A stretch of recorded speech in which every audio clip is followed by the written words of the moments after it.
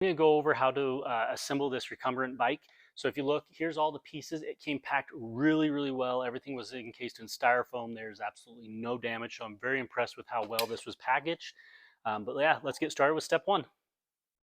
Your first step is actually going to be to disassemble it a little bit. So you're going to undo these two little screws here with the provided Allen wrench, and then you're going to just set this aside. Your next step is to add this front wheel brace on.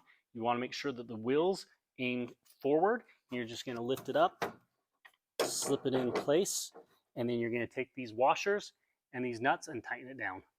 Now we're going to do the exact same thing with the rear. The handle goes out in the back. This is what you're going to use to lift the bike up and roll it around and move it.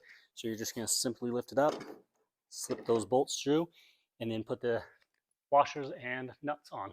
Your next step is you're going to take the bolts that are in here out and remove it like this, and then put the handle into it like this, and then just put this back together, watching those cables, and you're just going to tighten these bolts right back up. So next you're going to take the seat and put it underneath this bracket and line up those holes with the threads and put these bolts in there and then tighten them down. Next you set the seat down in place. Now these bolts have a little square side to them. It's kind of hard to see, but this side has a square to it, so you want to put them in on the square side. That way it'll hold it in place as you tighten it from the other side. So you're going to put those both through and then tighten the bolt, and then you're going to have one more bolt that comes up from underneath that screws into the bottom of the seat. Next you're going to take the seat back and it just slips into place. You're going to line up these holes and put in these four bolts and then tighten them down with the Allen wrench. Next you're going to take this handle lock. This is what enables you to slide the seat back and forth. And it's just going to slip right over that. It can only go one way, so you can't put it in wrong. And then you're going to use these bolts and just tighten it down. Next you're going to find this wire coming out from the seat and this from the back of the unit, and you're just going to plug those in together for that step. Up next, you're going to click in these wires to each other.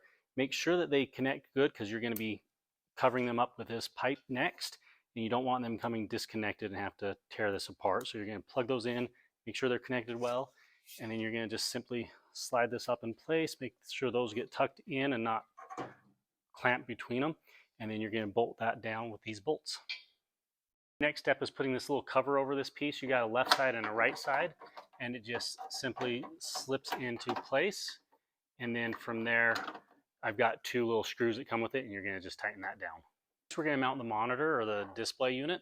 Now it had these screws already in the back of here that you're going to have to take out first, because you're going to use that to mount it, and it also has this cable holding these from falling in, so you're going to want to remove those too after you connect everything. So you're going to make sure you get them connected nice and tight, and then undo this little zip twisty tie here.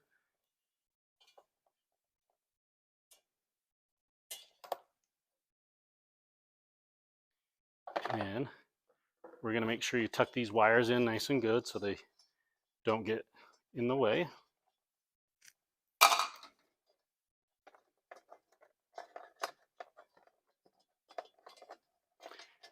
With those out of the way, you're just going to line up those holes and tighten that back down.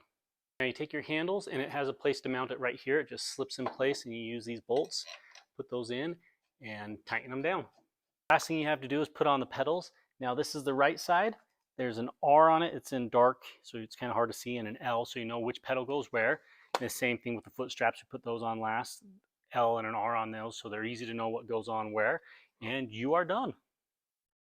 When you're doing the left side, just remember the pedals, for some reason, screw in opposite directions, so it's lefty to tighten, not righty-tighty, lefty-loosey. You have to spin this to the left to get it to tighten down.